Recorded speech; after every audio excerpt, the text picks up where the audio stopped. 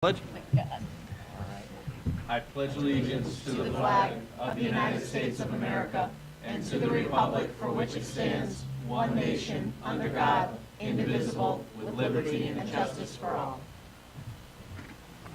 Okay, good evening, everyone. Call the meeting to order at 7:10 p.m.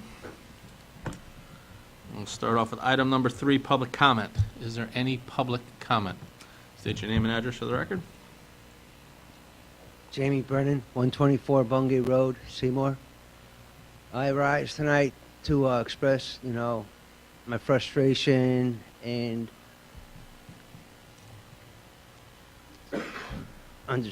lack of understanding in the modus operandi of the Inland Wetlands Commission. I know they coming to get their regulations updated. I see in their minutes, I was following them. I went to get on the agenda to present some issues, and I was told by Mr. Wedowitz it probably won't happen until July because of budget concerns.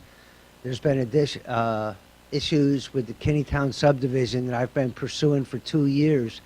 I hear the words that we're going to tighten up, and enforce and this and that, bring it up to state code.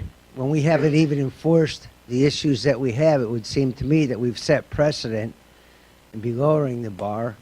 I'm not going to get into it much. I'll get into, I guess, at the public hearing. But anyways, as it's mainly a new board, I wanted to inform the people that are on there. So hopefully I'll get on. But I thought maybe I'd get better results since it's a new enforcement officer, that I contact him and set up a meeting with him. I called the number that was on the website.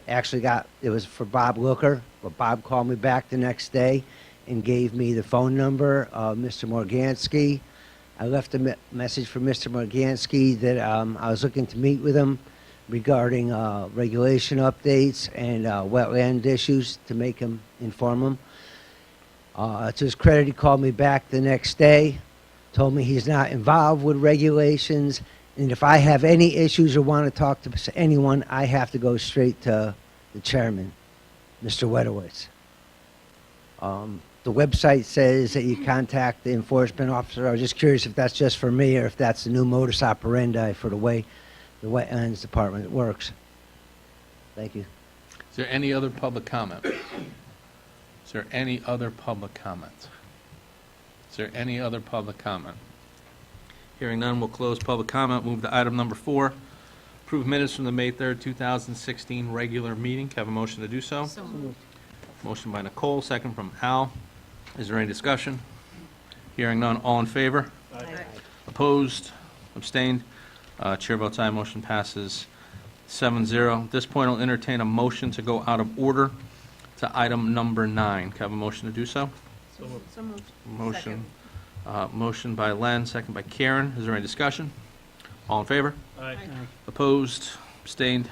Chair votes aye, motion passes 7-0. Next item is item number 9, discussion, take possible action regarding tax abatement for Seymour Land Conservation Trust property located off 336 Roosevelt Drive.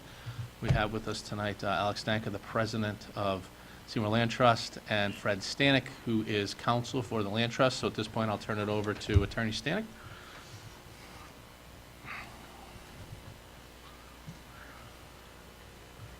Good evening, Mr. First Selectman, members of the Board of Selectmen. My name is Fred Stanek, counsel for the Seymour Land Conservation Trust, Incorporated. The Land Trust was donated some 51-plus acres of land, 45-plus acres of land by 589 Investments back on December 18th of 2015. 589 Investments had acquired the tract of land plus another 4 acres along Roosevelt Drive, 4.05 acres, and this tract also extended into Oxford. 589 Investments donated a tract of land, the tract of land that extended into Oxford to the Oxford Land Trust, and some 45-plus acres to the Seymour Land Trust. 589 Investments purchased the property because it was primarily interested in the 4.05 acres on Roosevelt Drive, which is zoned commercially. The acreage that was donated to the Seymour Land Trust is being taxed, and the Land Trust is here asking that the board abate the taxes on the parcel that was given to the Land Trust on the grand list of October 1st, 2014, second half, and thereafter. The land trust, as you may know, is a 501c3 exempt corporation under the Internal Revenue Code of the United States. This was a great acquisition for the land trust. It borders land of the town of Seymour. I know there's been problems with some of that land with the dam there, but it borders that land, so it sort of expands a park area, an open space area. It borders the Oxford Land Trust property. The Oxford Land Trust property also borders town of Oxford property. It's a massive open space area now. So the land trust is asking that there be an abatement of taxes. Does anyone have any questions for Attorney Stanek or Mr. Danka? It's pretty simple and straightforward. I'd just like to say that my understanding is that this has been done in the past. There is a precedent for doing this, Oh, yeah. Please. and I don't understand what the problem is. Oh, no, there's no There's problem. no problem. No problem at all. We just haven't voted yet. Asking for the Board of Selectmen to take action. Yeah, that's all. So, I just let you know, I met with Oxford, Land Trust, in the last 2 months, and they're gonna be designing a trail from their piece of property all the way down to 34 now. So it's gonna be almost 97 acres of the trail coming down. And, partial, on top of the mountain a little bit with a huge flat area, which would be great, that we could talk down the road for, a solar field to help benefit the town and the land trust too. And it's just being a lot higher up on movement. We're not big fans of putting things on properties, but for something in the environment, something like the wind or being so high or solar would be great for it, as we talked in the past. excellent, thank you. So the land trust would be amenable to entering into a cooperative agreement with the town of Seymour along those lines if something is discussed and developed in the future. Excellent. It's great to know. Thank you very much. Thank you. So any other questions? No? All right, so just in your package, you have all of the necessary information.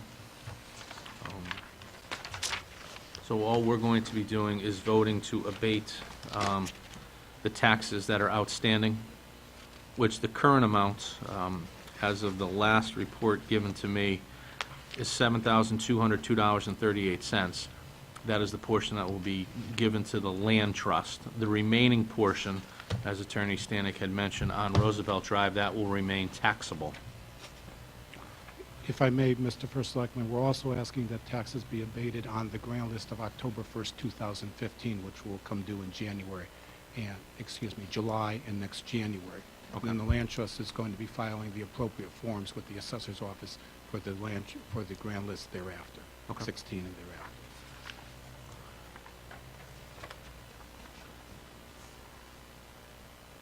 Okay. All right, so at this point, and Brian, correct me if I go astray on the motion. We'll entertain a motion to abate the taxes on behalf of the Seymour Land Conservation Trust Incorporation for its acquisition of open space from 589 Investments LLC off of Route 336 Roosevelt Drive, Parcel 2, and that abatement would include taxes due for the October 2015 grand list. Second. Okay, we have a motion by Len, second by Nicole. Is there any other discussion? Hearing none, all in favor? Aye. Opposed? Abstained? Chair votes aye, motion passes 7-0. Thank you very much, gentlemen. Okay. And just can I have one other motion to go out of order to item number 8? Discussion and take possible action regarding citizens' engine request for waiving of ordinance 1120A for firefighters carnival. Can I have a motion to do so? Motion by Karen, second by Anne Marie. Is there any discussion? All in favor? Aye. Opposed, abstained, chair votes aye, motion passes 7-0. Next item, item number 8. In your packets, you have a letter. It says, Rory, would you kindly place Citizens Engine Company number 2 on the Selectmen's meeting agenda for their May 17th meeting? Citizens Engine Company number 2 will be conducting an old-fashioned town carnival on July 21st through 23rd to be held at the Seymour Community Center grounds. We'll be making application for a waiver of Town Ordinance 11-20, Subpart A. Should you require any further information, please feel free to contact me. Sincerely, Patrick Lombardi, committee member. Mr. Lombardi is here, so he will tell us a little bit about the carnival, and we can address any questions. First of all, good evening, Mr. Miller and board members. Thank you for taking and moving me so I don't have to sit here all night. Yes, we're planning on having a carnival on the dates. The memo says that would be July 21st, Thursday, through Saturday the 23rd. It'll be an old-fashioned carnival, rides, games, food. We are going through all the regulatory things that we need to do, including, fencing for down there, particularly where the skate park area is. Also, I've had 2 informal meetings with the chief of police regarding security and police protection for the event. We are applying with your board, because we've been approved by the Park and Recs. We're applying with your board for a waiver of 11A to be able to sell alcoholic beverages for the 3 days, and that's why I'm here. Okay, one of the things that we talked about was an area where to have this. I'm a 36-year member of the fire department. The last time we had an old-fashioned town carnival, I believe, was at Tri-Town Plaza, so that's a few years ago. We looked at a couple of different areas where we thought we might want to have this. For our 100th anniversary and our 125th anniversary, we utilized the Chatfield field area, which we got permission. Pretty successful, other than the fact that there's a lot of problems involving parking, with people parking on residents' grass, blocking driveways, minor fender benders.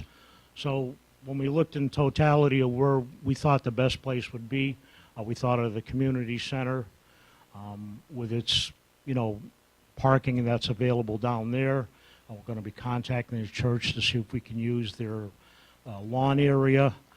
Also probably utilizing the trestle lot, the bypass parking lot, the gravel parking lot, town hall, and on-street parking.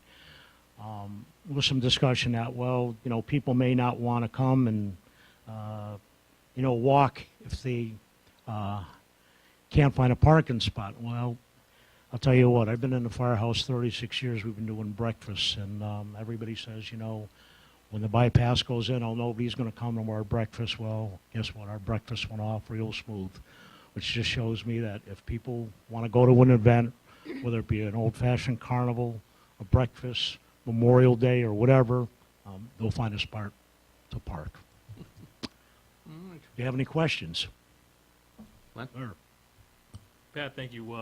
Do you anticipate, maybe I missed it, are we going to have to close down Bridge Street? No. No. Okay. There are no street closures. Originally, when we had thought about this, we had thought about possibly making River Street one way so that we could do some angle parking. The regulatory process is just too restrictive, and we don't want to go through that process because it involves getting permission from the state, and our chief would have to sign off on it, and it's just, people will find a place if they want to come. Do you think that, or as far as traffic cops are concerned, people are going to be crossing, Bridge Street, they're going to be going all over the place. Are you guys going to have, crossing guard or somebody there to make sure that? We're going to have a complement from the police department, and we will probably be using our own fire police, okay, to assist with those kind of, details. We haven't worked everything out yet. Obviously, we want to be very careful because we have a good relationship with the police department, and we don't want anybody saying, well, how come you're not using policemen as opposed to fire police officers? So yes, we have that in the plan. A lot of obviously legal entities that have to be done. We have to get our permit yet. It has to be signed off on. There'll be, plenty of bathroom facilities. We are planning on having a DJ one night and a band on Friday and Saturday night, in addition to the usual things that go with the carnival. So it should be a pretty good time, and hopefully we're successful at it. Any other questions for Pat? You mentioned, for the beer, you're gonna have somebody there who will be able to card and rope off and just have it in a single area, so people won't be able to walk around, and we won't have any underage drinking, correct? Yeah, the area where the beer will be sold, will obviously, that's going to be all fenced off. The area where the, that is adjacent to where the skateboard area is, that'll be all fenced off.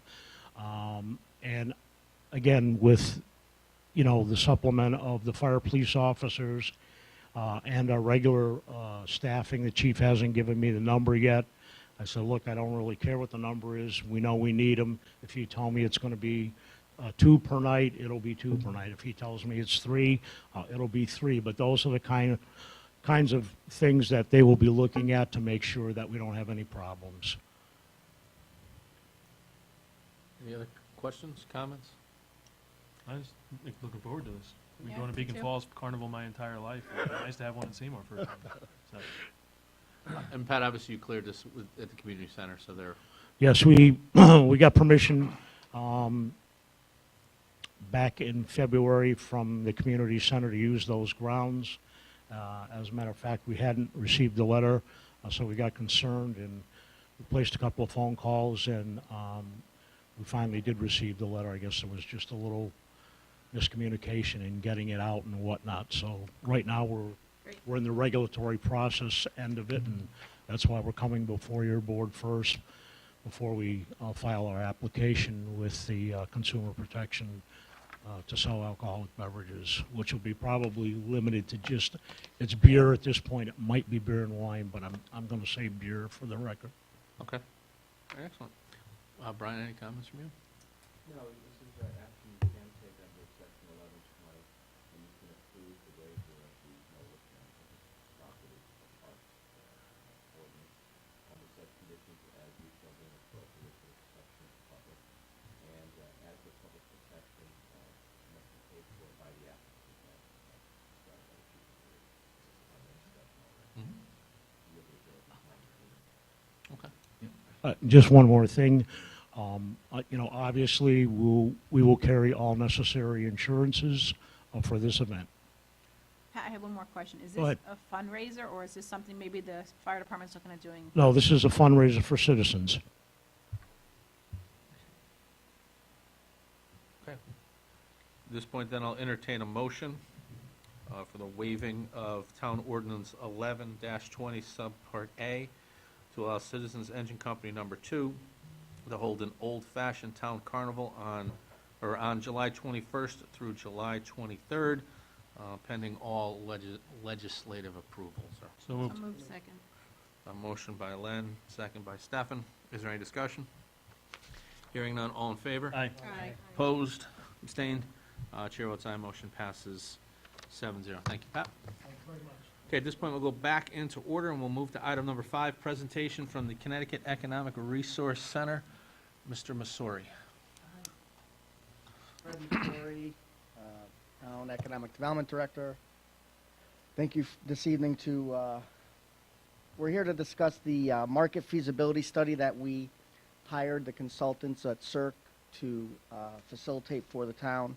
Back in July of last year, we came asking for funding for this program, which was approved, and we met with them last fall to discuss the areas of concern that the town had. The 3 areas in question are the Franklin Street properties behind Stop and Shop, the 2 parcels that were left after Seymour Lumber was removed and demolished, and also the Housatonic Wire site on River Street, and then also the last section is several parcels on Derby Avenue. Years ago, and when I was first hired, there was a discussion to look at the Derby Avenue redevelopment area, which consists of the parcels before you got to Tri-Town, to see if there was a better or higher or better use for those parcels. We met with some property owners a couple of years ago to discuss that, You know, there's different types of uses from retail, automotive, sales, parts sales. There's some environmentally concerned. There's some topography issues. So we wanted to have professionals look at these three areas to kind of tell us what the market could withstand. And that's what tonight's going to kind of give you a little insight to. So without further ado, I'd like to introduce three parties. Bob Santy's the CEO and president of CERC. Maya McGregory is the research analyst who we met with and toured the town with. And then Aaron Smith is also the program manager. So without further ado.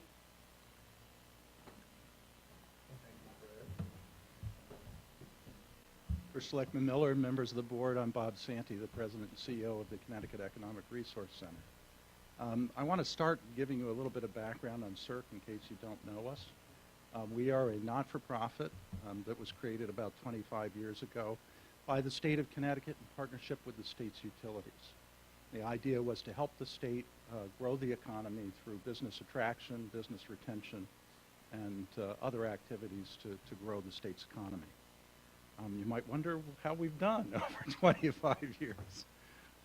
We have a number of things that we do at CERC in addition to what you'll hear tonight, so I just wanted to let you know that a couple of years ago we went through a strategic planning process at CERC and took on two new initiatives. One is business recruitment, and we're doing business recruitment internationally, actually, into Connecticut, and happy to talk to you about that offline if you're interested in hearing about that.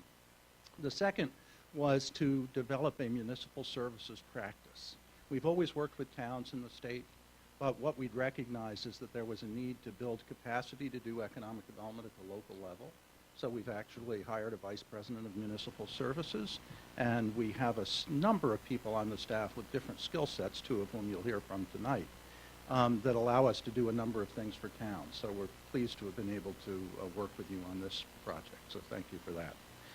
I am not the expert on what these two folks did for you, so I'm going to let them really talk about that a little bit and then come back at the end just to, I suppose the first question will be, okay, what do we do now?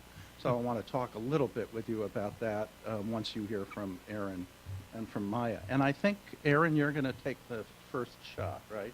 Do you want me to say a little bit more about that first?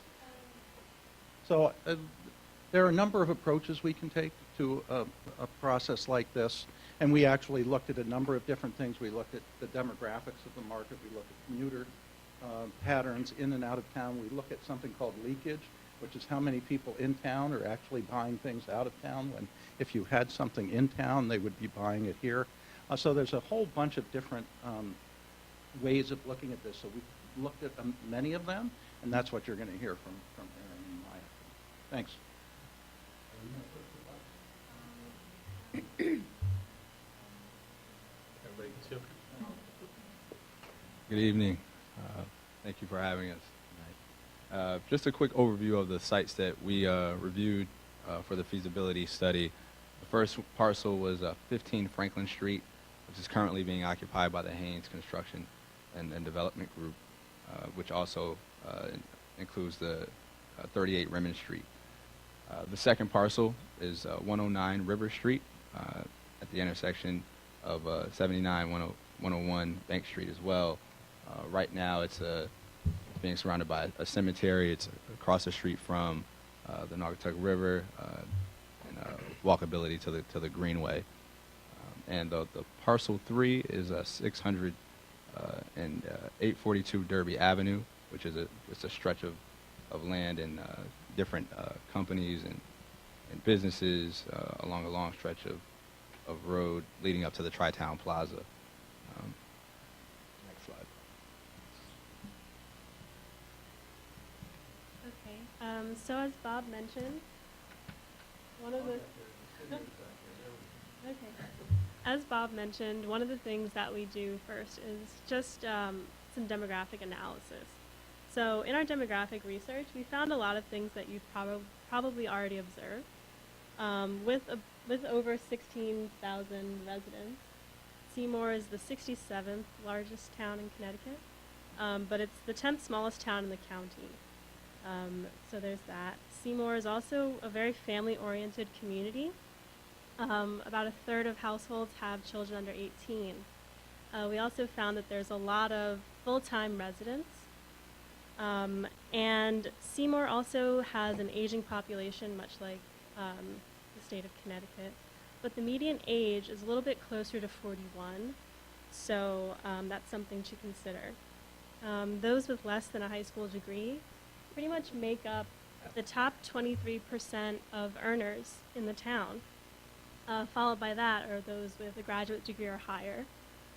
So this indicates that Seymour has a pretty high skilled and very experienced workforce, and those are your town assets in the labor market.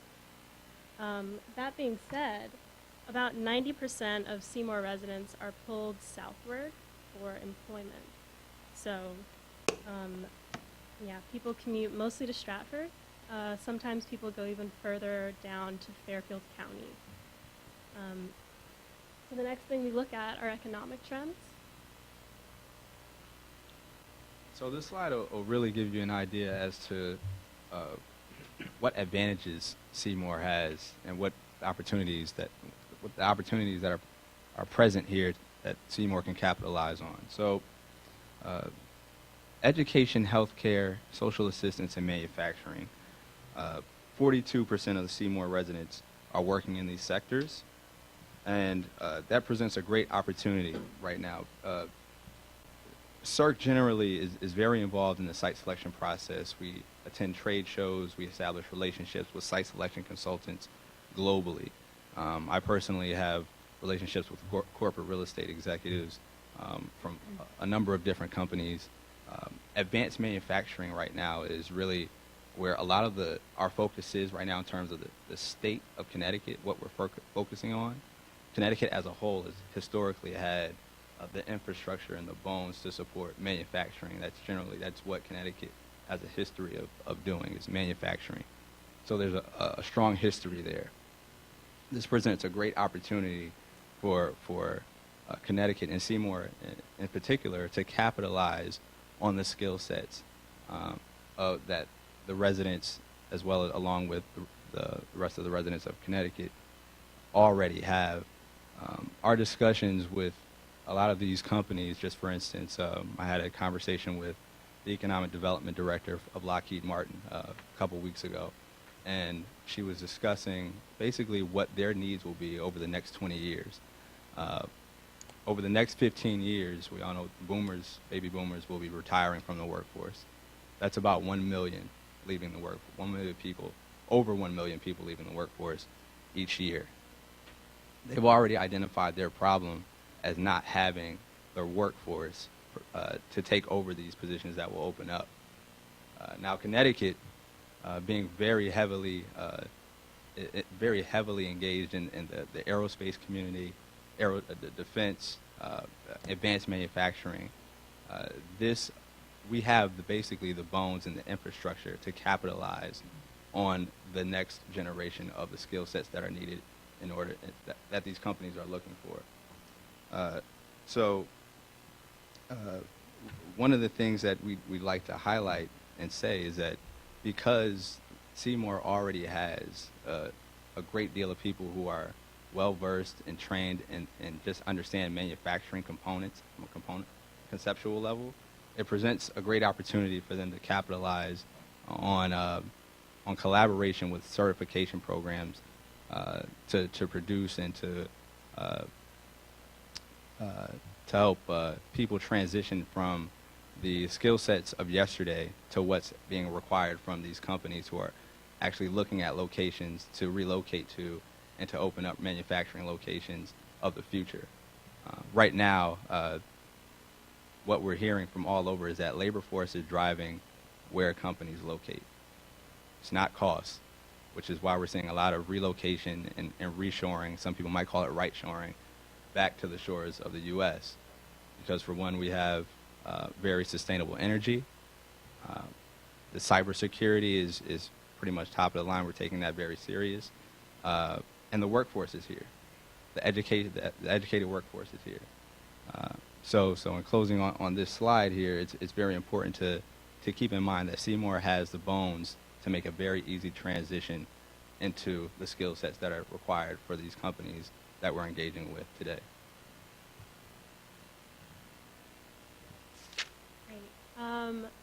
So one of the other things that we did was a retail gap analysis, assessing or trying to address gaps in retail can sometimes be a pretty helpful development strategy for towns. Obviously, retail gaps are more alarming at the regional level, right? Because if there's something that people want and they can't seem to get it anywhere, people are definitely going to feel that. But you'll also see it in the loss of those consumption dollars. So we definitely want to try, if we can, to mitigate any sort of revenue loss from retail needs that people may have and they're not able to fulfill in the town. So what we found was that Seymour residents are pretty much traveling elsewhere for everything except for things like gas stations and groceries. So looking deeper into this, we thought of what other needs might not be being met in Seymour. So we asked some related questions in a resident survey, which I'll expand on a little bit on the next slide.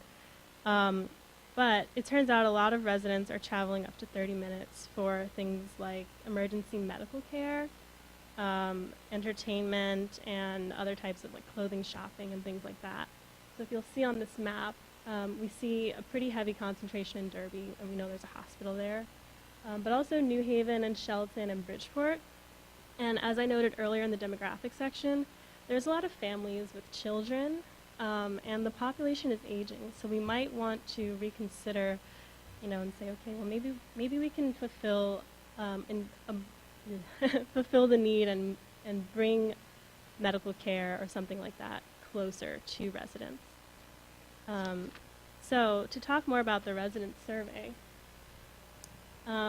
we asked some more questions to help us further characterize the town and give us a better understanding of what the residents might need and want. So most of the results were pretty much consistent with the demographic and the economic data, right? There's a lot of hometown feel. A lot of people grew up in Seymour and stayed in Seymour, and a lot of people really requested additional options for dining, entertainment, and family fun. So these are some things that we tried our best to incorporate in our development plan for these parcels, and Erin's going to tell you about those.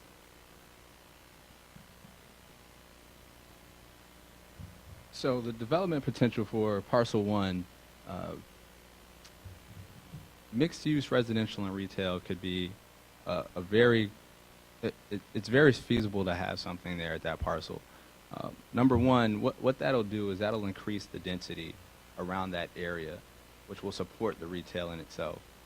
You've already made the investment in the greenway, and the supermarket obviously is there, which would it's trending towards the consumer and the livable behavior of people today, where they don't necessarily want to have to get into the car to go grocery shopping.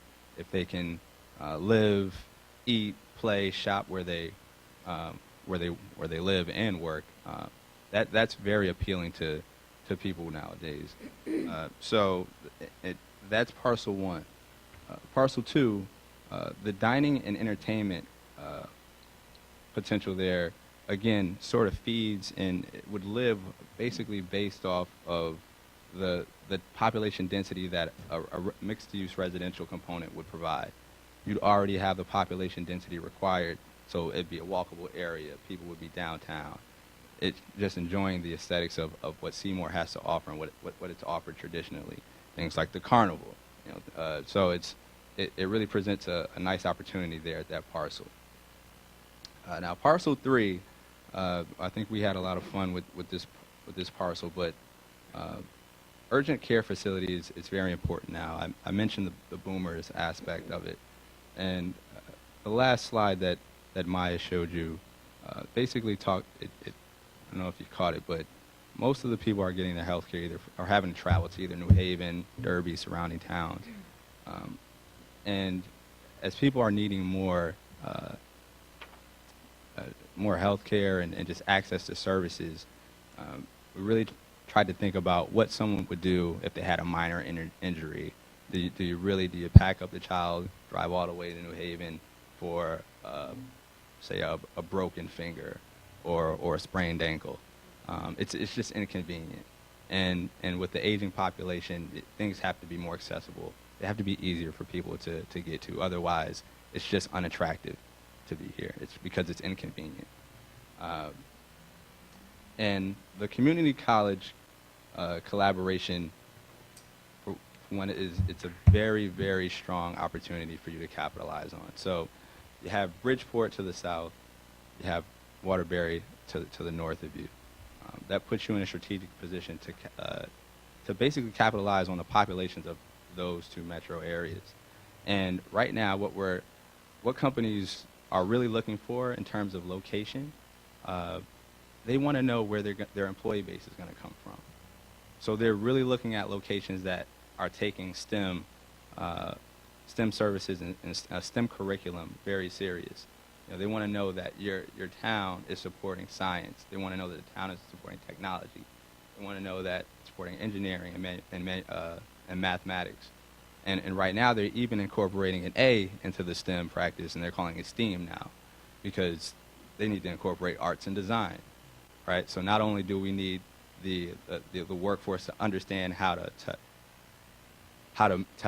operate the new machinery and the advanced robotics and technologies that are needed in order to make these components that supply our major employers here in the state, they want to know that they can design them as well. So if you have an ecosystem that says that we're actually, we don't necessarily need to have, everyone doesn't need to have a 4-year college degree. Certifications are very important to employers, because engineers, and people who work on the shop floors are very important as a supply chain asset to companies who are in Connecticut. And it's very important. They look at that as the reason why they stay. Most people tend to get blinded by other things that may be in the news, but the reality is companies are here for a reason. They're here because of the workforce. It's not low cost, because if it was low cost, they would have already left. And the reality is we want to keep quality jobs here. It's reflective of who we are as a state. It's reflective of who you are as a town. So these jobs are something that are really what most people and most companies tend to talk to us about. They say, Connecticut, what we know about Connecticut, this is where UTC is, and this is where Electric Boat is, and Lockheed, and Duracell, and Indeed. So we have a very nice collaborative ecosystem of companies that most people don't necessarily know are in Connecticut. But the companies that know, they talk about it. So if there's the ability to engage with a community college, like as Nuntuck is going through this process, they've collaborated with Pratt & Whitney about what they need, what they're going to need for the designs and the jet engines that they need that they're contracting to manufacture for the future. And so the collaboration with the community college is something that they value. They want to know that the students that you're matriculating through the program will have the skill sets that they need in order to do the work that they need in order to remain solvent in the marketplace. So the community college aspect provides a great opportunity along that parcel 3.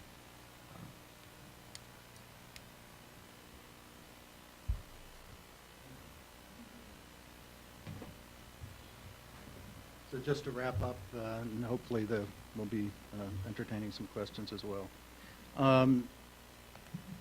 So one thing to think about as a town, so you've got these parcels. The question is, what's your position in the marketplace?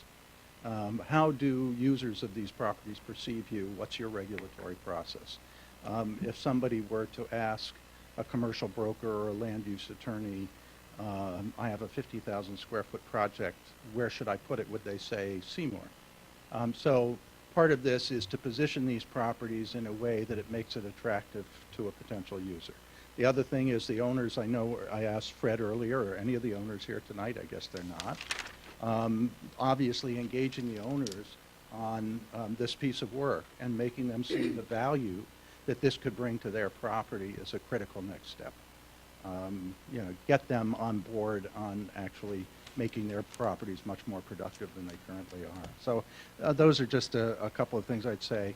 I want to also close by saying we were prepared to do a workshop for you, and I know you've had to push it off, but I do want you to know that we've been doing a series of workshops for towns on economic development and capacity buildings, and we were happy to do that when we can reschedule it, and look forward to being with you for that, to talk a little bit more about building capacity to do economic development. Happy to take questions.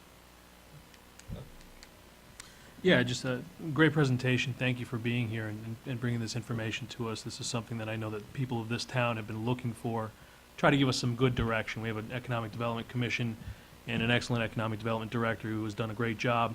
But we're kind of looking for, a little bit more direction, I think, from a larger, a higher level perspective. I have a couple of questions.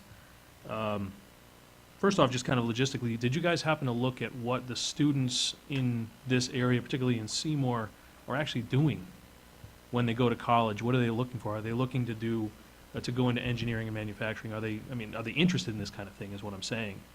Is that something that our high school is doing a good job at pushing, or is it something that, what do you see from your perspective? Historically, and this is something that's more of a challenge just across the U.S., is that most people, I guess, in my generation, kind of grew up at a time when manufacturing was considered dirty.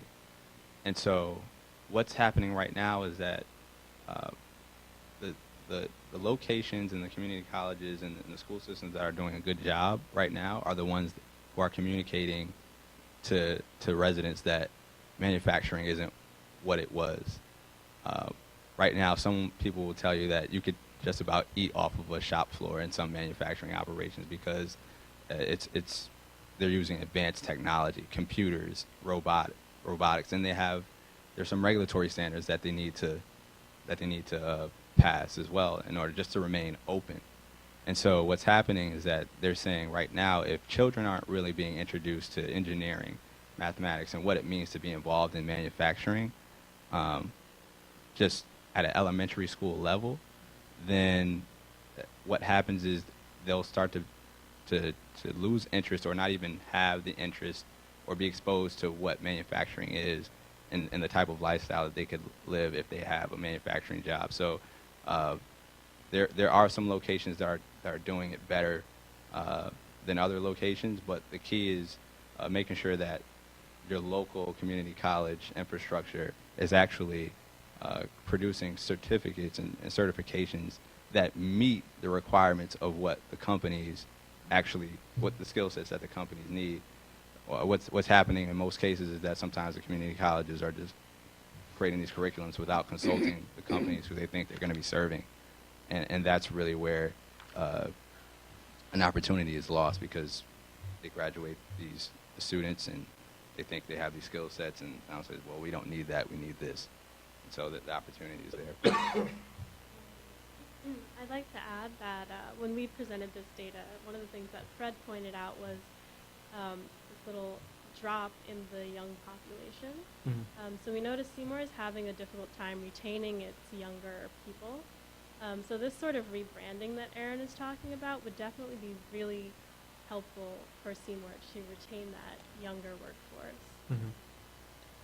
So I have to add my comment as well. If you remember the slide that Maya showed you about earnings by educational attainment, and that those without a high school education had a very high level of earnings, those are people who are working in manufacturing. And they're probably people who are middle-aged and older. So one of the things that the community college plan does is brings retraining to the town, so that the folks that are already doing well in town make sure that their skill sets are up to date for these companies that are coming in and saying, I'm not seeing the skill sets I need absolutely. So you want to make sure that these folks who are doing very well in Seymour, working in manufacturing, have access to the training to make sure they can keep earning those high levels. Sure. That makes sense. I appreciate the answer. More selfishly, I guess, you talked a little bit about elementary education and what some of the other, I guess some of the communities and maybe in the state of Connecticut are doing a better job than we are currently. So maybe we can improve on that. But kind of branching off of that from a board's perspective, local town government, we're obviously constrained, we're limited in what we can actually accomplish, but we want to do as much as we can. What would you recommend that towns such as ourselves do? Do you recommend things like tax credits, tax abatements? Do you recommend some kind of a transit-oriented development? I mean, what do you think is the right approach for us to focus on? When we come back with the training, we can talk about that at some length. Aaron touched on this a little bit. The development patterns are changing in Connecticut, and I think across the country. I think we've left automobile-dependent development behind. And nobody's going to give up their cars. But people do want to be within walking distance of many amenities. They do like to have access to a train to get out of their cars. I don't think that's a blip. I think that's going to be a longer-term development pattern. Mm-hmm. You have a great downtown already. It's the type of downtown that people want to be able to get to easily, and I think the developments that are being, that we've put into the report are to add to that rather than to do something different. So emphasizing what you've already got as a great little downtown and then expanding that to these other sites is, in my mind, probably the best thing you could do, because I think you are poised, like so many towns in Connecticut, to take advantage of these trends. Places around the country are recreating towns like Seymour because they want to have walkable downtowns, and they want the historic buildings, so they build new historic buildings. I mean, so you really want to take advantage of what you've already got. I hope that's helpful. Yes. Thank you. We all understand that unions have a strong presence in Connecticut, and I didn't hear mention about what impact, if any, they might have in your presentation in terms of manufacturing and companies coming to Connecticut. Is that too big a picture kind of question for Little Seymour? I'm not sure I want to go there.